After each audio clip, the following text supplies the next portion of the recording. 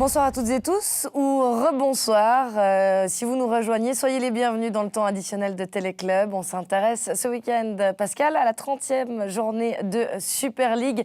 Et ce vendredi soir, il y avait deux affiches à suivre sur nos antennes. On en retiendra la défaite du FC Sion à Tourbillon face à sa bête noire, le FC Bâle. 4e confrontation.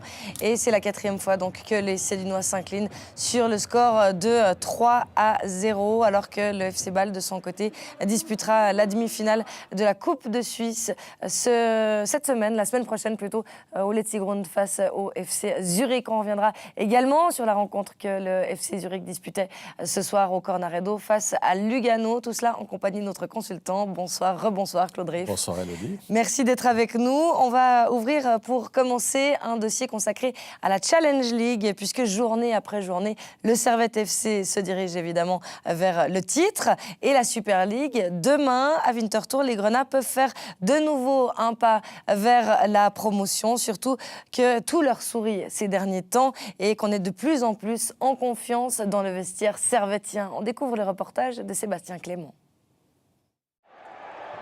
Après la victoire arrachée contre sa bête noire Casso le week-end dernier, il n'y a bientôt plus de doute. Servette se dirige bel et bien vers la promotion. Mais les joueurs restent concentrés. Même s'ils ont à chaque fois dominé Winterthur cette saison, les Genevois ne veulent rien lâcher samedi à la Schünsson-Wiese. C'est sûr, là-bas, c'est pas évident d'aller jouer. Après, on reste sur une bonne série. Je pense que moralement, on est bien. On a fait les points qu'il fallait. Et voilà, même si c'était dans la douleur ce week-end contre Casso, on a montré qu'on avait du caractère. Et je pense que c'est ce qu'il faut pour aller chercher des points à l'extérieur aussi. Donc, on a déjà gagné là-bas. Et je pense que si on réédite la même performance, on peut ramener les 3 points et puis rester devant au classement, puis voir les derniers matchs arriver avec un peu plus de sérénité. De la sérénité, les Grenats en ont à revendre. Qu'est-ce qui fait alors leur force ? Moi, je pense que c'est un tout. Je parlais d'ambiance avant et je pense que c'est le principal pour que l'équipe tourne. Il y a ça aussi, puis après la qualité des joueurs. Je pense qu'au niveau de la Challenge League, on peut dire qu'on a un effectif au-dessus du lot. Donc c'est aussi plus évident pour le staff de faire des choix. Même les remplaçants font la différence. C'est un peu cette globalité que je pense qui fait qu'on est devant aujourd'hui. Un 4e succès de la saison contre Winterthur consoliderait encore plus la place de leader des Servettiens. Servette, ce sera à suivre demain dès 16h45 sur Téléclub Zoom, le canal gratuit sur notre site internet également, téléclubzoom.ch. Claude, on voit Servette faire de plus en plus de pas vers cette promotion qui ne va manifestement plus lui échapper. Non, la promotion ne va pas lui échapper, qui est méritée. Il y a beaucoup de ressemblances, je trouve, avec le parcours de Neuchâtel-Xamax. On se rappelle qu'à l'époque, il pouvait perdre 3-0, il remettait à 3-3. Et le nombre de fois où Servette a fait la décision, le dernier quart d'heure ou le temps additionnel, rétablit les choses, donne, je dirais, un bon indicateur de la santé mentale du groupe en général. Et donc ça, c'est toujours très fort quand une équipe est capable de faire ça. C'est qu'ils ont la foi jusqu'au bout, ils connaissent leur potentiel, ils savent qu'à un moment donné, quelqu'un peut faire la décision. C'est Chagas des fois en joker ou c'est simplement les attaquants qui sont sur place. Ils sont imprévisibles, il y a vraiment une palette de joueurs offensifs intéressants. Derrière, c'est solide. Donc une saison parfaite et une promotion méritée. On aura l'occasion évidemment d'en reparler en fin de saison et puis en début de saison prochaine. Mais est-ce que ce groupe, cet effectif, ce contingent, puisque vous faites la comparaison avec Neuchâtel-Xamax, vous le voyez également évoluer facilement en Super League ? Alors non, il y aura bien sûr un pas à faire. C'est quand même une grande différence. Sur 1 ou 2 matchs ou 3 matchs, oui, on peut régater, si vous me permettez cette expression. Puis après, c'est quand même 36 matchs, c'est long. On a vu la difficulté de Neuchâtel-Xamax qui ressurgit. Mais il y a quand même Seredier qui est venu. Il y a Djuric, le défenseur, qui est revenu aussi en place. Pelulou, voilà, il a fallu faire 3 joueurs nouveaux, je dirais, en 2019 pour remettre Xamax dans le bon sens. Et puis là, pour Servette, bien sûr, s'il n'y a pas les transferts et les renforts nécessaires, ils vont connaître un peu un parcours similaire et donc lutter contre la relégation. Et je ne pense pas que c'est le but du club. J'ai l'impression qu'ils sont assez solides, qu'ils ont les moyens de monter une équipe pour pas être dans les 3 premiers, mais peut-être pour être dans le ventre mou du championnat. Même si le ventre mou avec 10 équipes, ça ne fait pas beaucoup de place, hein, Elodie. Absolument. Ils vont sans doute quand même tirer des leçons de l'expérience xamaxienne. On va découvrir les autres rencontres qui se disputent dans le cadre de cette 30e journée de Challenge League. Avec, donc on vous en a parlé, ce choc tout de même de haut classement entre Winterthur et Servette. Le déplacement de Schaffhouse samedi également sur la pelouse de Kriens.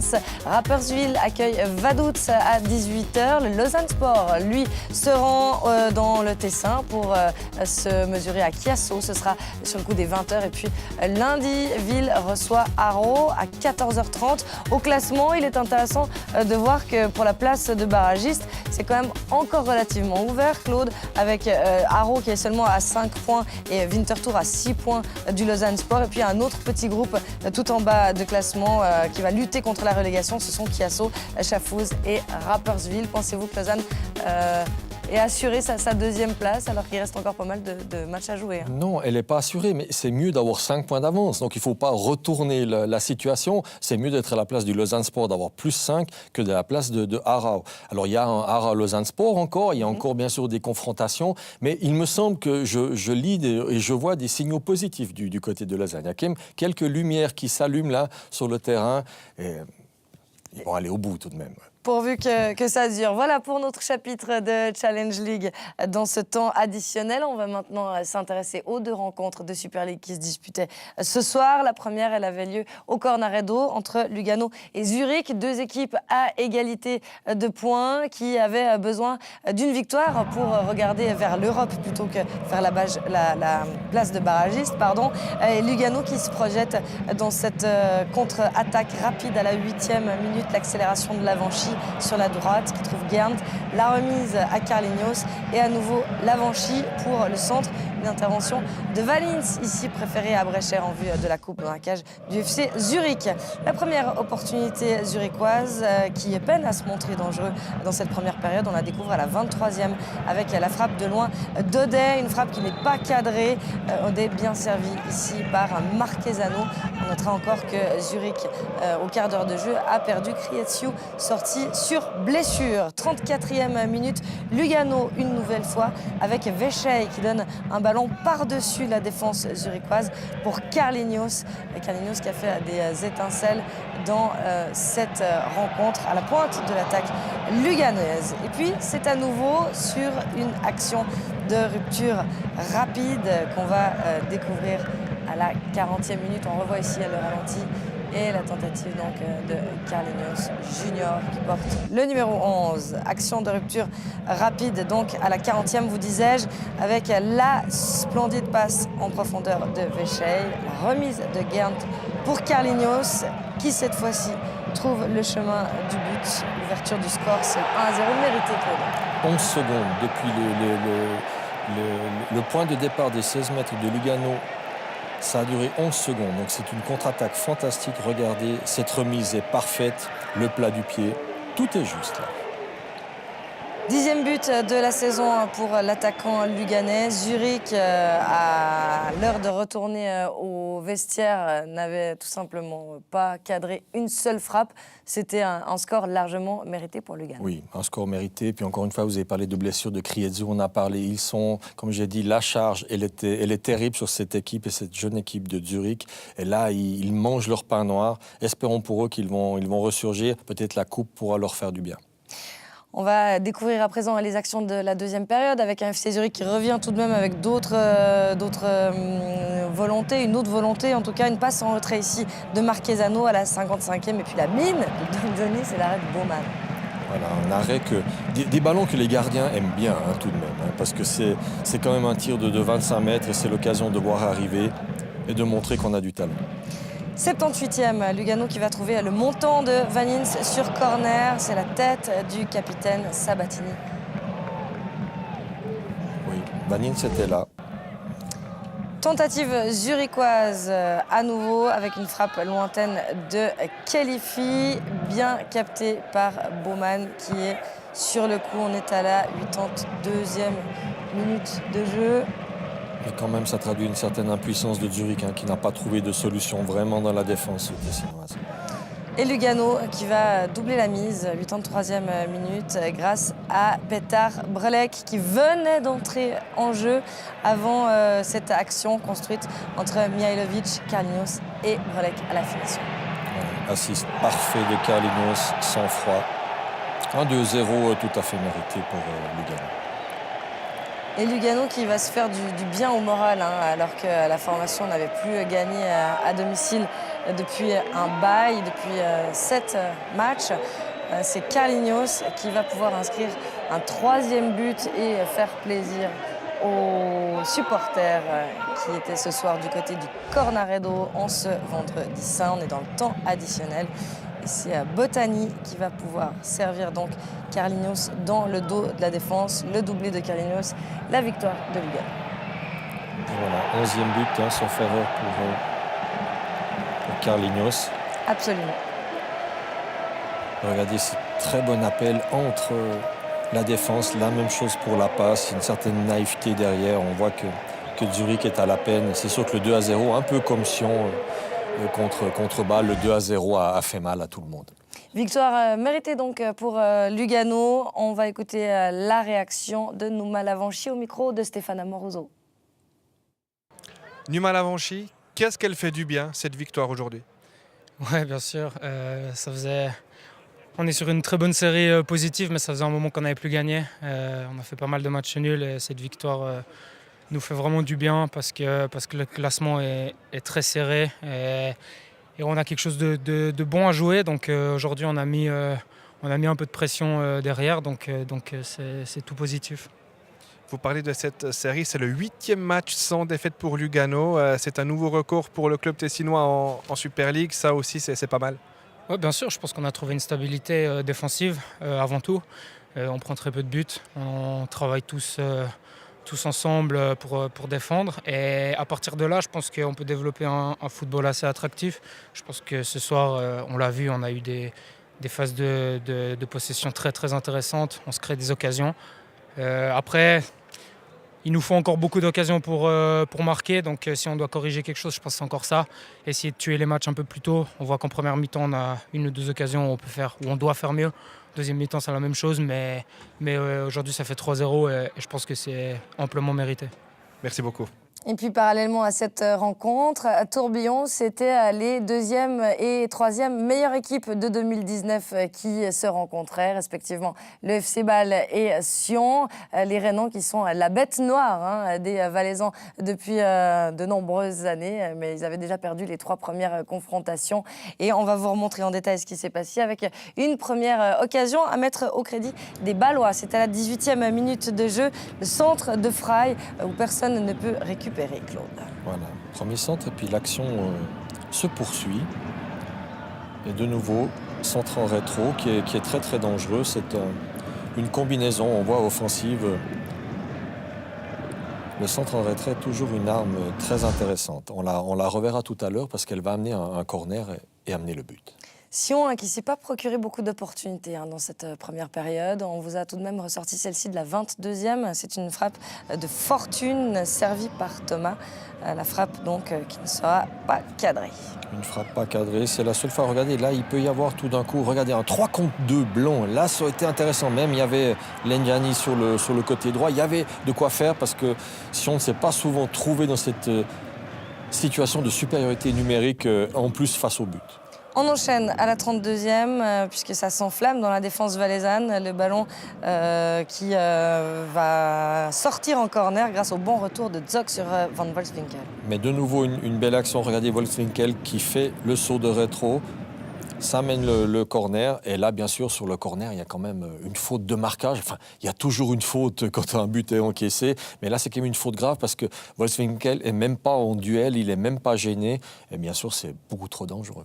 On le voit justement, ce but sur le corner précisément, 32e toujours, avec l'attaquant néerlandais qui se retrouve un petit peu tout seul. Oui, et Naitske qui regarde le ballon, qui regarde le joueur. Il ne sait plus s'il doit regarder le ballon, le joueur. Regardez sa position, la tête. Et puis là, très bonne frappe, ce ballon qui rebondit. Et Morgado, il a un ballon qui lui rebondit à hauteur de hanche, qui ne peut pas sauver la situation. Regardez la main, comment la dégager. Là, le défenseur est totalement impuissant. Ça fait 1-0 mérité pour le FC Bâle au moment de Mérité, oui, parce qu'en fait, le but est marqué. Donc c'est toujours mérité quand une équipe elle mène à 1-0. Mais dans le jeu, une légère supériorité de Bâle qui aurait pu être annulée par le très bon début de deuxième mi-temps des Valaisans. Oui, les Valaisans qui reviennent des vestiaires avec d'autres intentions. Et on va découvrir une première grosse occasion. C'est à la 58e. Après l'entrée dans le camp bâlois de Masseras. C'est le centre de Casami et la reprise de Legnani, trop centré. Oui, là, c'est presque la plus grosse occasion. C'est bien joué. Enfin, Legnani, il doit la reprendre en volée. Le gardien fait l'arrêt. Regardez, dans le dos de la défense. C'est but la même chose, comme on le dit. Et puis voilà, le gardien a fait la différence. Legnani, pas trop, il n'a pas assez croisé, mais c'était bien joué tout de même. Sion qui poussait dans ce début de deuxième période, qui s'est procuré encore une autre possibilité de Thomas, qui a été repoussé par Omlin. Et puis ici, ça chauffe encore une fois sur le but bâlois. C'est le tir de Casami, Omlin à nouveau à la parade. Voilà, qui était plus facile que peut-être sur le tir de Thomas, mais là, Sion n'a plus trouvé de solution dans le dos de la défense, comme c'était le cas avec Legnani. C'est la seule fois où vraiment ils ont eu une occasion de but, une occasion d'égaliser, qui aurait peut-être pu relancer le match, qui aurait pu peut-être donner une issue plus favorable aux sections. On va le revoir, on va la revoir cette frappe. Omlin bien présent, vous le disiez à la mi-temps, Claude, le portier rhénan qui prend de plus en plus ses marques et qui n'a peur de rien. Non, qui n'a pas de rien, qui est très explosif. On sent une force explosive chez ce joueur. Je pense que les tests physiques doivent être assez impressionnants avec Omlin dans l'explosivité. Et comme souvent, quand on ne concrétise pas ses actions, eh bien, on finit par être puni. 84e minute de jeu. Monsieur Schneider va siffler penalty en faveur de Bâle sur la main de Zok dans la surface. On voit que le bras est décollé du corps et c'est une décision logique. Oui, et puis on sent le langage du corps. Il est en direction du ballon et le bras écarté. Le penalty, il est juste. Il prend un deuxième jaune. Zok est donc expulsé, transformé par Luca Tsufi sur le 2-0. Fikencher qui ne peut pas faire grand-chose, même s'il part du bon côté. Non, parce que c'est tellement... Le tir est tellement sec et puis tellement bien placé que il faudrait partir encore une demi-seconde avant et anticiper pour pouvoir sortir un tel ballon. Beaucoup de frustration évidemment du côté valaisan lorsque Bâle double la mise. On arrive dans le temps additionnel et on va découvrir encore le troisième but bâlois, ou plutôt un but sédunois puisque c'est celui de Gergic contre son camp. Voilà, dans le temps additionnel, il est plus cosmétique pour Bâle qu'autre chose, même si Bâle avait très bien joué le coup et qu'en fait c'est un geste désespéré d'un défenseur. Regardez, un défenseur qui veut sauver la situation devant Wolfswinkel et qui tacle et qui crée un autobut. C'est pas le premier qu'on voit, ce ne sera pas le dernier sur une action comme celle-ci. C'est salé comme addition 3-0. Oui, même. c'est salé à la 60e minute, c'est salé parce qu'il aurait pu avoir 1-1. C'est un résultat qui ne correspond pas, mais les 3 points, ce n'est pas un hold-up du FC Bâle non plus. Zok qui n'est pas à son poste naturel dans cette charnière centrale avec Naetsky, mais qui comblait un petit peu les trous et les absences de Kouassi qui purge son deuxième match de suspension et d'Endoy blessé. Bon là, il va être suspendu pour le prochain match. Oui. Il va falloir trouver le retour de Kouassi va faire du bien à Sion. Certainement, donc il y aura bien sûr un échange de joueurs. C'est vrai que Zok a fait un match tout à fait correct. Il n'est pas impliqué sur le premier but, il était bien placé. Puis là, voilà, il a fait une erreur à la 84e qui prétérite l'équipe et qui le prétérite lui. Écoutons une réaction au micro de Mathias Froidevaux, c'est celle de Quentin Masseras après le coup de sifflet final. Quentin Masseras, définitivement, Bâle ne vous convient pas. Ça reste votre bête noire, ça reste difficile de faire quelque chose contre cet adversaire. Ouais, c'est vrai que c'est une très bonne équipe. Aujourd'hui, on avait à cœur de gagner devant notre public. On a travaillé toute la semaine pour s'en donner les moyens et malheureusement, on ne l'a pas fait. Vous ne l'avez pas fait. Pourtant, en deuxième mi-temps, on a senti que vous aviez vraiment envie. Vous êtes passé tout près de l'égalisation. On a le sentiment que vous étiez quand même un peu frustré à la fin du match parce qu'il y avait moyen de faire quelque chose contre ce FC Bâle. Ouais, bien sûr, je pense qu'à la mi-temps, on a bien rectifié. La première mi-temps, c'était pas top. La deuxième, on a défendu beaucoup plus haut. On a mis du rythme. On a poussé devant notre gradin. On a eu la grosse occasion de Lenjani qui, malheureusement, ne fait pas le 1. Mais ensuite, à 2-0 et 10 contre 30, c'est difficile. Et puis maintenant, il faut déjà se projeter pour le prochain match, pour aller à Zurich. Zurich qui joue en coupe contre Bâle, ça va être un avantage pour vous? Ouais, peut-être ils auront un peu plus de fatigue que nous, mais je pense qu'il ne faut pas se focaliser là-dessus et il faut travailler à 2000% la semaine pour gagner ce prochain match. Fin de série donc pour le FC Sion qui est resté sur 5 matchs sans défaite avec 3 victoires et 2 nuls. On ne va pas non plus peindre le diable sur la muraille, c'est pas trop grave au classement. Non, enfin c'est pas trop grave. Bien sûr, le match de Zurich sera plus important, confrontation directe, que peut-être le FC Bâle. Le FC Bâle est légèrement dessus. On a vu surtout dans l'état d'esprit, bien sûr que ça fait 12-13 matchs, ils n'ont plus perdu. On retrouve le FC Bâle. Pour l'instant, Young Boys et Bâle sont quand même un petit cran au-dessus des 8 autres. Et puis, du côté bâlois, une autre réaction, c'est celle de Kevin Buat. Kevin Buat, c'est votre retour après votre opération du genou. Ici, ça fait quoi d'être de retour finalement si vite? Franchement, ça fait du bien. J'ai beaucoup travaillé pour revenir bien et vite. D'ailleurs, je remercie le coach le staff médical qui m'a beaucoup aidé, les joueurs et tout. Donc, je suis vraiment content que j'ai récupéré vite et surtout bien, c'est le plus important. Vous avez joué un match plein finalement avec ce FC Bâle contre Sion, malgré le match de coupe à venir qui est vraiment votre objectif désormais cette saison. C'était important de rester dans le rythme et de faire un bon résultat ici avant le match de cette semaine? Oui, bien sûr, évidemment. On sait que c'est toujours mieux d'aller à une demi-finale de coupe avec une victoire derrière et sans véritable problème, on va dire. Mais on a une bonne semaine pour récupérer. C'est pas aussi court que ça. On a 6 jours pour récupérer. Donc on va faire le maximum et puis on va essayer de faire la même chose qu'on a fait aujourd'hui. C'est désormais l'objectif du FC Bâle de gagner la coupe cette année? Oui, bien sûr. Voilà, la deuxième place, on l'a presque assurée. Maintenant, c'est demi-finale de coupe. Et voilà, on doit tout donner pour cette demi-finale. Et puis après, on verra pour la finale. Ce sera jeudi, la demi-finale au Letzigrund entre Zurich et Bâle. Quand on voit les performances de ces deux clubs, même s'il y a quand même pas mal de jours de récupération, Claude, on s'inquiète un petit peu pour le tenant du titre. Alors, on peut s'inquiéter, mais une demi-finale de Coupe de Suisse, je peux vous assurer, c'est du 50-50. Il n'y a pas de hiérarchie, ce sera complètement différent. Et vous verrez, Zurich va tenir la dragée haute. Et puis Sion qui va se déplacer aussi à Zurich pour la 31e journée. Là, qu'est-ce qu'on peut attendre? Écoutez, on verra déjà ce que Zurich a fait. Et puis, comme l'a dit Quentin Macera, c'est déjà de bien se préparer, bien de nouveau mobiliser. Ils ont fait une belle série. Elle était annulée maintenant par le FC Bâle. Elle aurait pu être par Young Boys. Comme j'ai dit, c'est quand même un petit cran au-dessus. C'est pas si grave. Mais après, il y a de nouveau que des matchs de confrontation directe. Et là, le FC Sion a encore sa carte à jouer.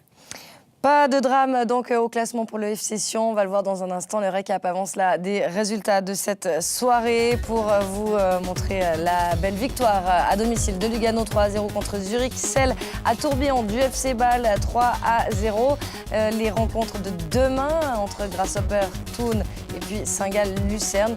Puis lundi, nous serons ensemble pour assister au déplacement d'IB sur la pelouse de Neuchâtel-Xamax dans une Maladière pleine avec un studio à suivre dès 15h45. Les incidences de la soirée au classement, c'est Bâle qui revient sur IB en attendant le match de lundi. Évidemment, Sion qui occupe désormais la 5e place puisque Lugano lui est passé devant à la faveur de sa différence de but.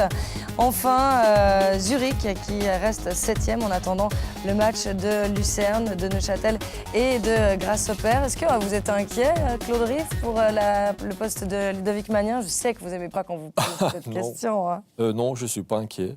Bien sûr qu'il y a le match de Coupe de Suisse. Je serais inquiet si Neuchâtel-Xamax avait 2 points d'avance sur Zurich à 2 matchs de la fin, bien sûr. Mais je ne suis pas dans le secret des dieux. Je ne connais pas M. Canepa. Mais voilà, je pense que c'est... Encore une fois, on l'a dit en début d'émission, cette souffrance, si vous me permettez cette expression, elle n'est pas vraiment une surprise. Il y avait la Coupe de Suisse, il y avait l'Europa League, il y avait le championnat. Pour cette jeune équipe, j'ai vu les jeunes joueurs entre 19 et 21 ans. Ils ont joué une centaine de matchs avec le FC Zurich en championnat cette saison. Donc c'est beaucoup. Donc on ne peut pas faire sur tous les tableaux et croire qu'on va pouvoir tenir la dragée haute partout. Il y a beaucoup de blessures, il y a eu une fatigue psychologique. Je pense que pour le coach et le FC Zurich, c'est bien sûr de se sortir de ce mauvais pas de rester en Super League. Mais après, ça fait un coach meilleur, ça fait des jeunes joueurs meilleurs. Puis après, on peut faire une saison 2019-2020 intéressante. Où on a grandi grâce à l'expérience. L'expérience, elle est aussi de retour du côté de Grasshopper. Je voulais aussi vous entendre à ce sujet-là. Et le retour d'Uli Forte, l'éviction de Stipic très, très rapide. Est-ce que c'est inquiétant pour Neuchâtel Xamax? Alors, c'est pas inquiétant parce qu'ils auraient dû le faire il y a 3-4 semaines. Je pense que là, s'ils avaient pris déjà cet entraîneur pour faire Uli Forte, pour faire la différence il y a 4 ou 5 matchs, ça aurait été plus dangereux. Là, je pense que c'est un peu tard. C'est une nouvelle incohérence de la part du Oui, club. absolument. Bon, on va se laisser là-dessus. On va vous proposer encore les rencontres à suivre demain sur les différents canaux de Téléclub. Vous le voyez, de la Serie A à 12h30 avec Parme, AC, Milan. Il y a également du tennis au programme de l'après-midi. Et puis la Challenge League, on en a parlé tout à l'heure avec ce choc entre Winterthur et Servette. Serie A à nouveau en soirée à 18h entre la Juve et la Fiorentina. Et puis à 20h30 avec notre studio de Serie A entre l'Inter de Milan et l'AS Roma. Voilà pour le programme de samedi. Si vous n'avez pas de rendez-vous avec votre famille, vous allez être servi côté football. Claude, merci d'avoir été avec nous. On vous souhaite de belles fêtes pascales. Pareillement. Et on vous retrouve prochainement sur le plateau de Téléclub. Merci à vous d'avoir été des nôtres ce soir. Demain, on rallume le studio, bien sûr, avec d'autres personnes autour de cette table pour le studio de Challenge League. Merci à l'équipe technique et à l'ensemble de la rédaction pour cette émission. Elle a été produite par Philippe Macherel. Merci à lui. Je vous souhaite une douce soirée et de belles fêtes de Pâques. À bientôt sur Téléclub. Salut.